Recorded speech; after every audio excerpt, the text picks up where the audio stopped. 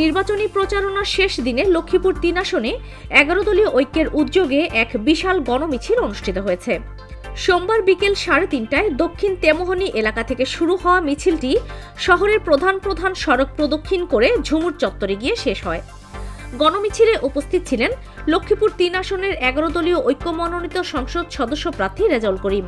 এছাড়া বিভিন্ন ইউনিয়ন ও ওয়ার্ড থেকে আগত জামায়াতে ইসলামী ও ইসলামী ছাত্র শিবিরের জেলা, উপজেলা ও ওয়ার্ড পর্যায়ের নেতাকর্মীরা অংশ নেন।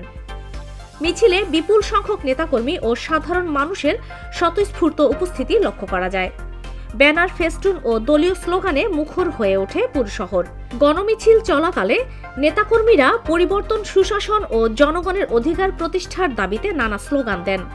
মিছিল শেষে ঝুমুর চত্বরে সংক্ষিপ্ত সমাবেশে বক্তারা বলেন, লক্ষ্মীপুর ৩ আসনের জনগণ পরিবর্তনের জন্য মুখিয়ে আছে। তারা আশা প্রকাশ করেন, ভোটের মাধ্যমে জনগণ গণতন্ত্র পুনরুদ্ধারে ভূমিকা রাখবে এবং ১১ দলীয় ঐক্যের প্রার্থীকে বিজয়ী করবে।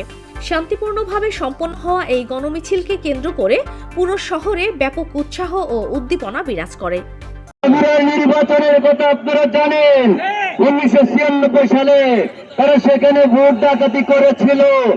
আজকে যারা রাজপথে কথা বলেন, তারা ইতিহাস থেকে শিক্ষা নিতে হবে।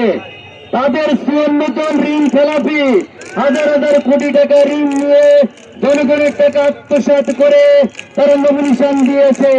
তারা 1996 সালে কৃষক যখন সারের জন্য আন্দোলন করেছিল, তখন পুলিশ দিয়ে গুলি করে আমাদের 18 জন কৃষককে তারা গুলি করে হত্যা করেছে।